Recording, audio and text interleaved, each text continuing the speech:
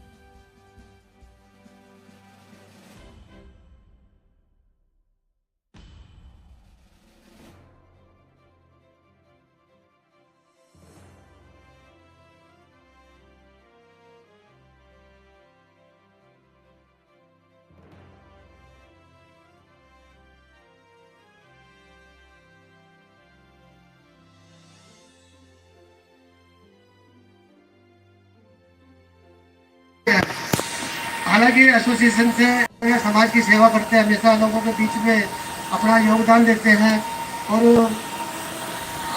इतने लंबे पीरियड होने के साथ भी कभी एसोसिएशन में अपना कभी कई पद के लिए उन्होंने कभी डिमांड नहीं की, लेकिन समाज के लिए हमेशा काम किया। श्री सुरेंद्र जी, मैं सुरेंद्र सिंह जी स्टेज करूँगा, एक बार स्टेज पर आए सर प्लीज, और रजनी मैडम उनको बुक्का देकर सम्मान करें सुरेंद्र सर का, क्योंकि हमने बुलाया था सर को, यहाँ तक आए, उनको बहुत बहुत धन्यवाद। आइए sir, Surendra sir.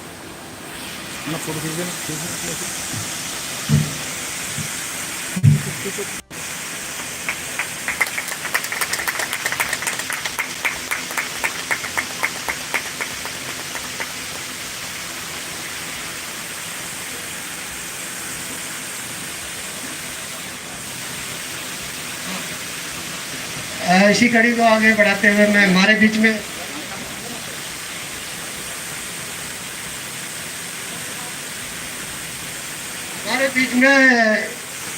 Ten duty incharge Shri Bharat Singh ji है। मैं उनसे रिक्वेस्ट करूंगा बाबा साहब के बारे में अपने विचार रखें, please sir. Bharat Singh sir.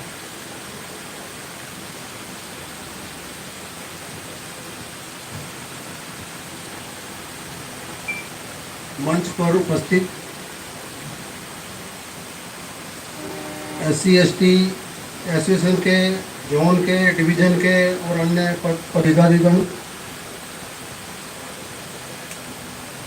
हमारे नई दिल्ली डिपो के इंचार्ज राठौर जी, हमारे दूसरे साथी नई दिल्ली के जो अलग अलग सेक्शंस में काम कर रहे हैं, बाकी उपस्थित सभी बाबा साहब के अनुयायी और अन्य कर्मचारीगण, जैसा कि सभी को विदित है कि आज बाबा साहब की जयंती मनाई जा रही है। प्रोग्राम तो इनका पहले ही था, लेकिन किसी कारणवश इसको टालना पड़ा और आज ये किया जा रहा है। बाबा साहब की जयंती पर सबको बधाई। बाबा साहब का नाम हमारे जहन में, हमारे कामों में, हमारे अन्य क्रियाकलापों में हमेशा रहता है, क्योंकि बाबा साहब ने हमें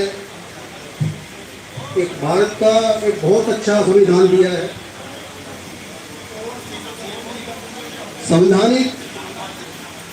संविधान ही हमें जो है हर तरह से जो नियम कानून है उस पर चलने के लिए प्रेरित करता है।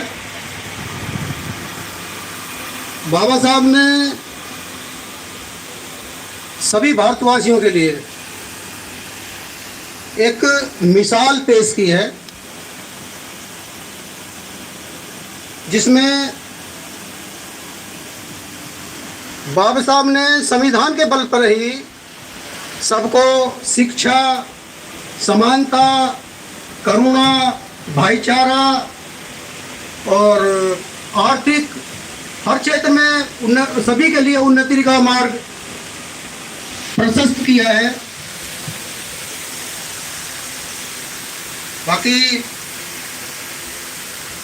उन्होंने तो संविधान बना दिया है और अब आगे उसको लोग जो सरकारें हैं किस तरह से लागू करती है वो उस पर डिपेंड करता है कि उसको बाबा साहब ने खुद ही कहा था जब संविधान बना के सौंपा था कि किसी भी देश का संविधान कितना भी अच्छा क्यों ना हो, यदि उसको लागू करने वाले अच्छे ना हो तो फिर बेकार है, वो किसी काम का नहीं है। और किसी देश का संविधान अगर बेकार भी हो और उसको लागू करने वाले अच्छे हों तो वो अच्छा साबित होगा। अब ये अलग अलग लोगों पर डिपेंड करेगा कि उसको किस तरह से लागू करें या किस तरह से फॉलो करें। इसी अपने कार्यों के बल पे संवैधानिक प्रक्रिया में बाबा साहब ने सभी को, चाहे पुरुष हों, चाहे महिलाएं हों, चाहे वंचित वर्ग हों, सभी को ऊपर उठने का अधिकार दिया है, उसमें प्रोविजन किए हैं। अब मैं ज़्यादा कुछ ना बोलते हुए मैं सभी से निवेदन करूंगा कि बाबा साहब से प्रेरणा लें, उनके बनाए हुए विचारों पर चलें, उनके द्वारा बनाया हुआ संविधान जो देश को चलाने में जिनका महत्वपूर्ण रोल है उसको फॉलो करें। धन्यवाद। बहुत बहुत धन्यवाद।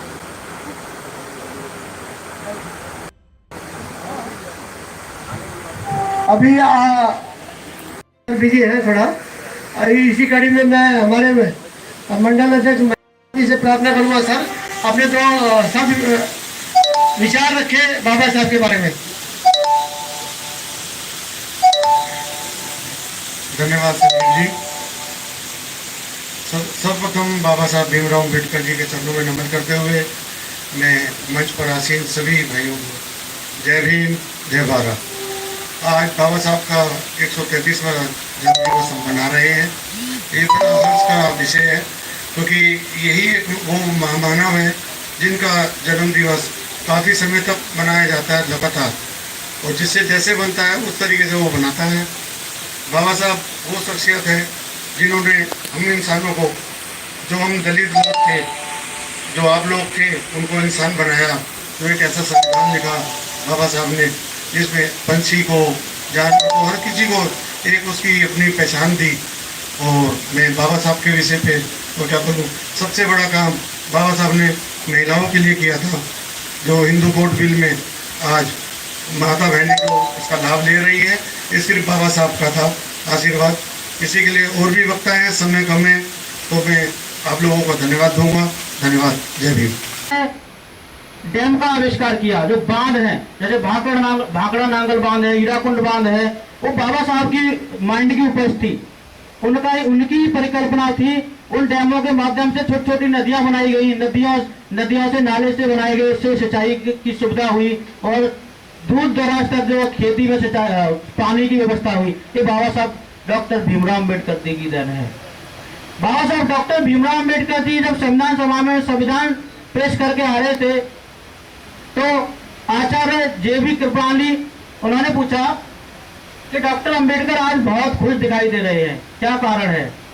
डॉक्टर बाबा साहब अम्बेडकर ने मुस्कुराते हुए कहा कि कृपलानी जी, मैं आज इसलिए खुश हूँ क्योंकि जो मैंने संविधान सभा को पेश किया है, उस संविधान के लागू होने के बाद अब जो राजा होगा वो रानी के पेट से पैदा नहीं होगा। कृपलानी जी सोच में पड़ गए कि आप क्या कहना चाहते हैं, मैं समझ नहीं पाया हूँ। तब बाबा साहब ने कहा कि जो मैंने आम लोगों को वोट का अधिकार दिया है, आज के बाद जो राजा पैदा होगा वो आपके वोट से होगा, ना कि परंपरागत राजा जो बनता है वो। इसका मतलब रानी के पेट को उन्होंने बाज बना दिया। तो साथियों, आपको जो वोट का अधिकार मिला हुआ है, वो वोट का अधिकार बाबा साहब डॉक्टर भीमराव अम्बेडकर जी की देन है। और आप आज जो शहंशाह हैं वो वोट के अधिकार की बदौलत हैं। यदि वोट का अधिकार आपके पास नहीं होगा तो आपकी कोई वैल्यू नहीं है, समाज में कोई पूछने वाला नहीं है। साथियों, समय का अभाव है। मैं all India SC/ST railway employ association का मंडल मंत्री हूँ दिल्ली डिवीजन का, तो उस नाते एसोसिएशन की कुछ बातों पर प्रकाश जरूर डालूंगा। हमारी एसोसिएशन दिल्ली मंडल ही नहीं, अभी तो पूरे देश में जहां जहां तक आप स्टेशन देखोगे हमारी एसोसिएशन आपको मिल जाएगी वहां पर। और हमारी एसोसिएशन अपने कर्मचारियों के लिए जी जान से जुटी हुई है, पूरा काम कर रही है। चाहे वो पदोन्नति में आरक्षण का मामला हो, चाहे आरक्षण का मामला हो, जितने पर भी कोर्ट केस हैं, सुप्रीम कोर्ट से लेकर कैश तक, सारी एसोसिएशन हमारी दमदार तरीके से राष्ट्रीय महामंत्री माननीय अशोक कुमार सर और BL बैरवा सर के नेतृत्व में लड़ रही है। बाकी दिल्ली डिवीजन में हम आपके साथ खड़े हुए हैं, हम संजीव जी के साथ खड़े हुए हैं। संजीव जी बहुत ही मजबूती के साथ यहाँ पर काम कर रहे हैं और हमारी रजनी मैडम है, वो भी बहुत अच्छा काम कर रही है। आप इनके हाथ को मजबूत करिए और मंडल अपने आप मजबूत हो जाएगा। इसी के साथ मैं अपनी वाणी को विराम दूंगा। जय भीम, जय भारत। मंच पर उपस्थित सभी सदस्यगण और सारे स्टाफगण, बाबा साहब का जन्म 14 अप्रैल 1891 में हुआ था और बाबा साहब की ये 133वीं जयंती मनाई जा रही है। और बाबा साहब का जो राष्ट्र में जो सामाजिक, आर्थिक, राजनीतिक और शैक्षणिक में बहुत ही योगदान था राष्ट्र के निर्माण में। और बाबा साहब के बारे में जितना बोला जाए उतना कम। धन्यवाद। विचार रखने के लिए आमंत्रित किया, उसके लिए मैं आपको और आपकी पूरी ब्रांच को धन्यवाद देता हूँ। सबसे पहले मैं बाबा साहब के चरणों में नमन करते हुए मंच पर आसीन all India SC/ST railway employ के अध्यक्ष, जोनल अध्यक्ष श्री प्रेम सिंह जी, दिल्ली डिवीज़न के अध्यक्ष श्री महेश जी, दिल्ली डिवीज़न के सचिव श्री प्रताप जी, दिल्ली डिवीज़न के कोषाध्यक्ष एवं DRM ब्रांच के सेक्रेटरी श्री सुशील जाटव जी और मंच पर उपस्थित रेलवे के अन्य अधिकारीगण सभी और उपस्थित सभी साथियों को मेरा क्रांतिकारी जय भीम, नमो बुद्धाय। मंच पर काफ़ी वक्ताओं ने अपने विचार रखे हैं। मैं भी कुछ ज़्यादा ना बोलते हुए समय के अभाव के कारण बाबा साहब का जो मूल दर्शन है उसके बारे में ही बात करूँगा। जैसे संविधान में प्रस्तावना लिखी गई थी, आपको पूरा संविधान पढ़ने की बजाय अगर प्रस्तावना भी अपने दिमाग में, अपने विचारों में, अपने कर्म में शामिल कर ली तो आप ये मान लीजिए संविधान को आपने ग्रहण कर लिया है और जीवन में लागू कर लिया है। बाबा साहब ने भी अपने 3 मूल मंत्र दिए थे, शिक्षित बनो, संगठित रहो, संघर्ष करो। ये बाबा साहब के जीवन की प्रस्तावना है। अगर आपने इन पे विचार कर लिया तो बाबा साहब को आपने ग्रहण कर लिया है, स्वीकार कर लिया है। अगर इन पे विचार नहीं कर पाए तो कहीं ना कहीं आपके अंदर हमेशा कमी बनी रहेगी, भले ही आप अपने आप को कुछ भी साबित करने की कोशिश करने में लगे रहे। तो मेरा अब सभी से आग्रह है, इन 3 चीज़ों को आप जरूर अपने जीवन में शामिल करें और अपना स्वयं मूल्यांकन करते रहें। धन्यवाद। धन्यवाद संजीव। संजीव, सबसे पहले बाबा भीमराव अम्बेडकर को उनके 133वें जन्मोत्सव पर बहुत बहुत हार्दिक शुभकामनाएं देता हूँ और उनके चरणों में नमन समर्पित करता हूँ। मंच पर उपस्थित सभी पदाधिकारीगण और सभी कर्मचारीगण जो यहाँ पर उपस्थित हैं, सबको भीमराव अम्बेडकर साहब की जयंती के अवसर पर बहुत बहुत हार्दिक शुभकामनाएं देता हूँ। जैसे कि हम लोग सभी विदित हैं कि आज हम यहाँ पर बाबा भीमराव अम्बेडकर जी की समारोह मना रहे हैं, अम्बेडकर जयंती जी का। वैसे तो 14 अप्रैल को होना था, लेकिन कुछ संजीव ने बताया कि कुछ टेक्निकली हम लोग कुछ परिस्थिति की वजह से ये लेट हो पा रहा है। इसके लिए काफ़ी डिस्कस से बात किया गया था। तो उन्होंने कहा था हम 22 तारीख को मना रहे हैं, पूरे अप्रैल के महीने में कभी भी हम मना सकते हैं। तो मुझे तो बहुत अच्छा लगा कि मतलब उतने संघर्ष के बाद भी हम 1 हफ्ते बाद मना रहे हैं और इतनी भीड़ जो यहाँ पर नज़र आ रही है कि पूरे पदाधिकारीगण यहाँ पर उपस्थित हैं। एक बहुत अच्छी बात संजीव का एक प्रयास है, पूरे यहाँ पर जो हमारे पदाधिकारीगण हैं उनका एक बहुत बड़ा अच्छा प्रयास रहा है कि मतलब हम इसको हर वर्ष यहाँ पर पहुँच कर सेंटर नई दिल्ली में मना रहे हैं, इसको इतने धूमधाम से मना रहे हैं। बाकी भीमराव अम्बेडकर जी के बारे में सभी लोगों ने बताया, मेरे से पहले सभी वक्ताओं ने बताया, उनका जीवन ही बहुत ही मतलब कितना उन्होंने संघर्ष किया, कितना मतलब उन्होंने अपने जीवन में देश के लिए मतलब देश के विकास के लिए कितना महत्वपूर्ण योगदान उनका रहा है हमारे देश में। पूरा जब हम संविधान की बात करते हैं तो उसमें उन्होंने इतना कुछ लिखा हुआ है कि आज भी हम कहते हैं कि पूरा विश्व में जो है भारत का संविधान सबसे बड़ा है और उसके अंदर इतनी मतलब गहराई से विचार किया गया है, लिखा गया है कि मतलब हर आदमी उसको अगर पढ़े तो मतलब उसको अपने जीवन में लाएँ, उसको लें तो हम तो कहते हैं कि बहुत बड़ा एक उनको सत्य की श्रद्धांजलि होगी, उसको हम अपने जीवन में हम ग्रहण करते हैं। तो बाकी इतना ही व्याख्यात थे, वो इतने मतलब उत्साह के बुद्धि के थे कि 9 भाषाओं का तो उनको ज्ञान था और उनके बाद 32 डिग्रियाँ थी। ये मतलब एक बहुत बड़ी उपलब्धि है उस टाइम, उस हिसाब से भी जिस टाइम पर संविधान लिखा गया था। और उन्होंने जो उनकी जो मुख्य वो थी कि भाई शिक्षित रहिए, संगठित रहिए और संघर्ष करिए।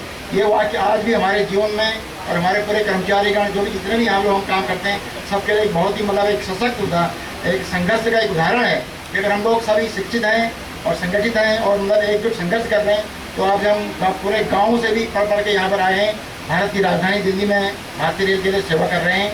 तो एक सब उन्हीं का ही अवसर है कि छोटे छोटे गाँव से कस्बों से हम लोग आकर यहाँ पर भारतीय रेल को अपनी देश सेवा दे रहे हैं। बाकी जो उन्होंने हमें शिक्षा का अधिकार दिया है, समानता का अधिकार दिया है, श्रमिकों के लिए जो उन्हें काम के घंटों का अधिकार दिया है, महिला सशक्तिकरण का अधिकार दिया है, उसके लिए भी हम लोगों को अपने जीवन में अगर लाएँ तो एक बहुत बड़ा एक हमारे लिए एक उनकी अच्छी श्रद्धांजलि होगी। तो अंत में मैं यही कहूँगा कि भाई बाबा भीमराव जी का अम्बेडकर की जन्म शताब्दी समारोह इतने लोग यहाँ पर आए, सभी पदाधिकारीगण आए, सबका सम्मान करता हूँ। और नई दिल्ली कोच के सेंटर में जो उनके पदाधिकारीगण हैं इतना बड़ा समारोह उन्होंने यहाँ पर आयोजित किया, वो भी इसके लिए बहुत बहुत बधाई के पात्र हैं। और मैं तो यही कहूँगा कि जो बाबा भीमराव जी ने जो हमें वो संविधान में दिखाया है, सिखाया है, तो उसको हम अपने जीवन में ग्रहण करें तो उनको सबसे अच्छी श्रद्धांजलि वही होगी। धन्यवाद। महाकारुणिक तथागत गौतम बुद्ध को नमन करते हुए बोधिसत्व भारत रत्न बाबा साहब डॉक्टर BR अम्बेडकर जी के चरणों में कोटि कोटि नमन करता हूँ। बाबा साहब की 133वीं जयंती मैं उपस्थित श्री राठौड़ जी, जेपी मीना जी, भाई प्रताप जी, मंडल अध्यक्ष महेश जी, कार्यकारी अध्यक्ष मीना जी, भरत सिंह जी, सुशील जी, दीपक जी और उपस्थित सभी श्रोतागण और मंचासीन पदाधिकारियों, आप सबको मेरा जय भीम, जय भीम। साथियों, 133वीं जयंती के अवसर पर आप सभी को हार्दिक शुभकामनाएं और बधाई देता हूं और आशा करता हूं कि आने वाला समय आपके जीवन में खुशियां लाए, घर में परिवार में सुख समृद्धि आए। साथियों, बाबा साहब डॉक्टर बी.आर. अम्बेडकर जी का जन्म ऐसे देश काल और वातावरण और विषम परिस्थितियों में हुआ जहां इंसान को बराबरी का दर्जा नहीं देता था, भेदभाव, छुआछूत, असमानता जोरों पे थी। बहुसंख्यक होते हुए भी कुछ चंद लोगों द्वारा उनके साथ अमानवीय व्यवहार किया जाता था। पढ़ाई का अधिकार नहीं था, साथ चलने का अधिकार नहीं था, संपत्ति रखने का अधिकार नहीं था, बहुत सारी असमानताएं थी। ऐसी स्थिति में बाबा साहब ने जन्म लिया। बच्चा किसी का भी हो, सामान्य वर्ग का हो, रिजर्व का हो, गरीब का हो, अमीर का हो, बच्चा ही होता है। क्योंकि उसका जो दिमाग होता है वो एक कोरा कागज होता है और कोरे कागज से कुछ भी हम नहीं कह सकते। पढ़ने के लिए बाबा साहब को शुरू से ललक थी, इच्छा थी। इसी दौरान 6 वर्ष की उम्र में उनकी माताजी का देहांत हो गया। ऐसी स्थिति में और समस्या आई, लेकिन माताजी के देहांत से पूर्व जो इनके पिताजी सेना में सूबेदार थे, सूबेदार के पद से वो रिटायर्ड हो गए। रिटायर्ड होते ही आपको पता है कि जो भी सुख सुविधाएं होती है उस सब में कमी आ जाती है। इसके बावजूद भी बाबा साहब ने कि उन्होंने उस समय 32 डिग्रियां और 4 डिप्लोमा उन्होंने हासिल किए। 9 भाषाएं जिसमें संस्कृत भी थी। बाबा सिर्फ और सिर्फ बाबा साहब की देन है जो उन्होंने ट्रेड यूनियन एक्ट बनाया और ट्रेड यूनियन डिस्प्यूट एक्ट बनाया और इनको एक बात रखने का अधिकार दिया और हड़ताल का भी अधिकार। जो आज जो हड़ताल हमारी महिलाएं राजघरानों में या जो खदानें हुआ करती थी कोई अवकाश नहीं था, साप्ताहिक अवकाश और 14 घंटे से घटाकर 8 घंटे करवाना ये श्रेय सिर्फ और सिर्फ बाबा साहब को जाता है। साथियों, ऐसा नहीं है कि उस समय देवी देवता, भगवान, विद्वान कहीं भी किसी चीज की कमी नहीं थी, लेकिन वो जो भी था चाहे वो कितने ही बड़े हों, वो शासन सत्ता व्यवस्था के साथ थे, हकीकत से सब दूर थे और वो आम जनमानस से काफी दूर रहते हुए वो जनमानस के बारे में कोई सोचते ही नहीं थे। साथियों, आज जो बोनस मिलता है हमें, ये जो वेतन आयोग का गठन होता है, समय समय पर डीए बढ़ता है और जो सुविधाएं हैं ये सिर्फ और सिर्फ बाबा साहब की देन है। क्या ये सुविधाएं जो भी है, वेतन आयोग है या जो अन्य सुविधाएं हैं, क्या ये शेड्यूल कास्ट शेड्यूल ट्राइब्स के लिए है केवल? क्या केवल ओबीसी के लिए है? ये सभी के लिए है। बाबा साहब के साथ जितना भेदभाव हुआ, जितना यातनाएं बाबा साहब ने सही, लेकिन जब भी मौका मिला उन्होंने समान नीति निर्धारित की और सबके कल्याण की कामना की और उनकी व्यवस्था को उन्होंने सूचीबद्ध किया। साथियों, जब अंग्रेज देश छोड़ के जा रहे थे, जाना ही था, ऐसी स्थिति में अंग्रेजों और ब्रिटिश सरकार ने कहा कि आप अपना कोई दस्तावेज तैयार करें कि आगे आने वाले समय में कैसे भारत को चलाएंगे। मुझे कहने में कोई हर्ज नहीं है कि ब्रिटिश सरकार ने कहा कि आपके यहाँ जिस तरह की असमानता है, क्या ये असमानताएं आगे भी ऐसी कायम रहेंगी? ये कोई न कोई एक संविधान बनाइए और हमें दिखाइए। संविधान के लिए बहुत सारी कोशिश की गई, लेकिन जो भी संविधान बनाए गए वो ठीक नहीं थे। भेदभावपूर्ण रवैया था उसमें, कहीं समता नहीं थी, कहीं समानता नहीं थी, कहीं कोई विकास की योजनाएं नहीं थी। ऐसी स्थिति में उन्होंने, ब्रिटिश गवर्नमेंट ने मना कर दिया। फिर जाके जब इनके पास कोई योग्य व्यक्ति नजर नहीं आया, तब जाके बाबा साहब डॉक्टर B.R. अम्बेडकर जी को संविधान बनाने के लिए इनको संविधान जो अपना प्रारूप समिति थी उसका इनको चेयरमैन बनाया गया। साथियों, इसमें 7 सदस्य थे। 7 सदस्य में से 1-2 का देहांत हो गया, 2 विदेश चले गए, 2 का स्वास्थ्य सही नहीं था। सारी जिम्मेदारी बाबा साहब डॉक्टर B.R. अम्बेडकर जी के ऊपर आ गई। साथियों, देखिए उस समय की क्या ऐसी स्थिति थी कि बाबा साहब हर आर्टिकल को बनाते, हर व्यवस्था को बनाते, और नेहरू और जो भी उस समय के उच्च हमारे राजनीतिज्ञ थे उस संविधान सभा में उसको रखते, अपना तर्क रखते, और वो सामने वाले मानेंगे या नहीं मानेंगे, कई उसको वो मना करते थे, उसके कहते इससे बाबा साहब ये होगा, अम्बेडकर इससे ये होगा, लेकिन नहीं, बाबा साहब अपनी बात को मनवाने में कामयाब रहे। साथियों, कितनी बड़ी मुश्किल उस समय झेली होगी उन्होंने कि उस समय क्या व्यवस्था थी और संविधान में क्या व्यवस्था की गई है। इस सब के बावजूद 2 साल 11 माह 18 दिन में उन्होंने ऐसा दस्तावेज तैयार किया जो न केवल भारत में बल्कि विश्व में आज हमारे संविधान को मान्यता दी गई है। और इस संविधान की वजह से पूरा संपूर्ण भारत आज शुद्धता के साथ डटा हुआ है। यूं तो हमारे संविधान के बाद बहुत से देशों के संविधान बनाए गए, लेकिन वो संविधानों में बदलाव हुआ, संविधान बदले गए, लेकिन हमारा भारतीय संविधान इतना मजबूत संविधान है कि संशोधन किए जा सकते हैं। ये संविधान बदला नहीं जा सकता। साथियों, महिलाओं के संबंध में मैं कहना चाहूंगा कि जो हमारा एक वर्ग था, शुद्ध वर्ग था, अछूत वर्ग था, इससे भी गई गुजरी सभी महिलाओं की स्थिति थी। कोई भी पुरुष 2-2 4-4 पत्नियां रख सकता था, लेकिन पत्नी आजीवन, जिस दिन उसकी शादी हो गई मरने तक वो केवल एक ही पति रख सकती थी, और अगर पति ने उसे छोड़ दिया तो वो छूट जाती थी, लेकिन वो अपनी मर्जी से यातनाएं सहते हुए भी अपने पति को छोड़ नहीं पाती थी। तो क्या उस समय दलितों की महिलाओं के साथ ऐसा व्यवहार था? नहीं, सभी महिलाओं के साथ ऐसा व्यवहार था। और मैं कहूंगा कि सभी महिलाओं को शुक्रगुजार होना चाहिए बाबा साहब का कि आज जो पुरुषों के बराबर खड़ी हुई है और ग्रुप डी से लेकर के राष्ट्रपति तक बनी है, तो ये सिर्फ और सिर्फ बाबा साहब डॉक्टर B.R. अम्बेडकर जी की देन है। अन्यथा इससे पहले बहुत सारे भगवान थे, देवी देवता थी, व्यवस्थाएं थी, लेकिन कोई भी ऐसा नहीं आया जिसने बराबरी का दर्जा दिलाया हो। साथियों, बाबा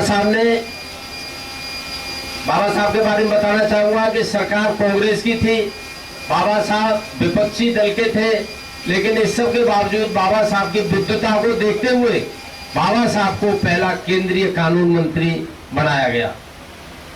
केंद्रीय कानून मंत्री बनने के बाद बहुत सारी व्यवस्थाएं की, लेकिन जो हिंदू कोड बिल की जो उन्होंने स्थापना की, तैयार किया हिंदू कोड बिल, तो जब उन्होंने कहा गांधी उनसे नेहरू जी से कि मुझे नहीं लग रहा कि आसानी से आप लोग इसको पास होने दोगे, तो नेहरू जी ने कहा कि ये आप इसकी प्रस्तावना करें, मैं इसको पास कराऊंगा, और नहीं पास हो पाया ये बिल तो मैं इस्तीफा दे दूंगा। साथियों, जब वो हिंदू कोड बिल पास नहीं हुआ संसद में, पूरे देश में बवाल हुआ, और विशेषकर उस बवाल में महिलाएं भी शामिल थी, चूंकि उनको मतलब अनिष्ट, और उन्हें कहा कि आपको इसमें ठीक नहीं लगेगा, आपके साथ ये होने वाला है, तो बाबा साहब ने रुष्ट होकर, और बाबा साहब ने हिंदू कोड बिल पास न होने पर केंद्रीय कानून मंत्री से उन्होंने इस्तीफा दे दिया। साथियों, बाबा साहब ने कहा था कि हिंदू धर्म में जन्म लेना मेरे बस में नहीं था, लेकिन हाँ, या तो मैं इसकी कुरीतियों को बदलूंगा, अगर कुरीतियां नहीं बदली तो मैं स्वयं हिंदू धर्म को मैं त्याग दूंगा। साथियों, बहुत लंबे समय तक बाबा साहब ने सभी धर्मों का अध्ययन किया और सभी धर्मों में गए, उसमें पढ़ा, अंतर तक गए, लेकिन सभी में कहीं न कहीं कोई खामियां दिखाई दी। लेकिन बाबा साहब ने अंत में विज्ञान पर आधारित बौद्ध धर्म को स्वीकार किया, क्योंकि बौद्ध धर्म में कोई पूजा नहीं होती है। बौद्ध धर्म कभी कुछ किसी को गलत राय नहीं देता है। बौद्ध का मतलब है कि गाइड हम है, रास्ता आपको स्वयं चुनना पड़ेगा, स्वयं आपको रास्ता तय करना पड़ेगा। तो साथियों, ऐसी बहुत सारी व्यवस्थाएं थी और अंत में जाके उन्होंने 1956 में बौद्ध धर्म स्वीकार किया, जो कि उस समय का क्या आज तक है जो धर्मांतरण था, वो सबसे बड़ा धर्मांतरण था। साथियों, जो हिंदू कोड बिल था वो उस समय पास नहीं हुआ, लेकिन बाद में जाके वो टुकड़ों में हिंदू कोड बिल पास हुआ। आज पिता की संपत्ति में रखने का अधिकार है, बच्चा गोद लेने का अधिकार है। अपने अगर उनका पति उनके साथ अगर अच्छा व्यवहार नहीं कर रहा है, उत्पीड़न कर रहा है, तो उसके साथ वो उनको तलाक भी दे सकती है। साथियों, बस मैं ज़्यादा कुछ नहीं कहूँगा, क्योंकि वोट के बारे में और मैं हल्का सा कहूँगा कि वोट का अधिकार के लिए बहुत सारी बहस छिड़ी गोलमेज में, और उस समय ये प्रस्ताव आया कि किसको वोट डालने का अधिकार दिया जाए। तो प्रस्ताव में आया कि हाई स्कूल करने वाले को वोट का अधिकार दिया जाए। बाबा साहब ने विरोध किया, कहा अच्छा मेरा सभी साथियों से मैं 2 मिनट में अपनी बात समाप्त कर रहा हूँ। भोजन की व्यवस्था की गई है CNW की तरफ से, सभी लोग भोजन करें, 2 मिनट और मुझे दें बस। धन्यवाद।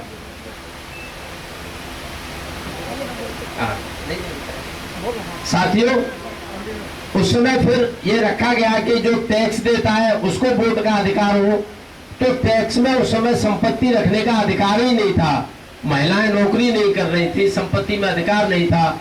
महिला लड़की अविवाहित रहते हुए बाप पे डिपेंड थी, शादी होने के बाद अपने पति पे डिपेंड रहती थी, और किसी कारणवश पति का देहांत हो जाता था तो वो अपने बच्चों पर निर्भर रहती थी। साथियों, तो ऐसी स्थिति में जब संपत्ति इन पे नहीं होगी तो टैक्स कहाँ से देंगे। फिर बाबा और भी बहुत सारी चर्चाएं चली, तो बाबा साहब से कहा कि आप ही बताएं, हर चीज का आप विरोध कर रहे हैं कि ऐसा नहीं होगा, आप बताइए। तो बाबा साहब ने कहा चाहे को गरीब हो या अमीर हो, जो 18 साल का वयस्क हो जाए उसे वोट डालने का अधिकार दिया जाए। उसी के तहत आज हम सब वोट डालने के हकदार बने हैं। साथियों, इसके संबंध में कहने में मुझे कोई गुरेज नहीं है कि राष्ट्रपति अडानी अंबानी जितने भी बड़े बड़े उद्योगपति है, और एक रिक्शे वाला है, गरीब से गरीब है, अडानी अंबानी के वोट का भी उतना ही अधिकार है जितना एक गरीब आदमी के वोट का अधिकार है।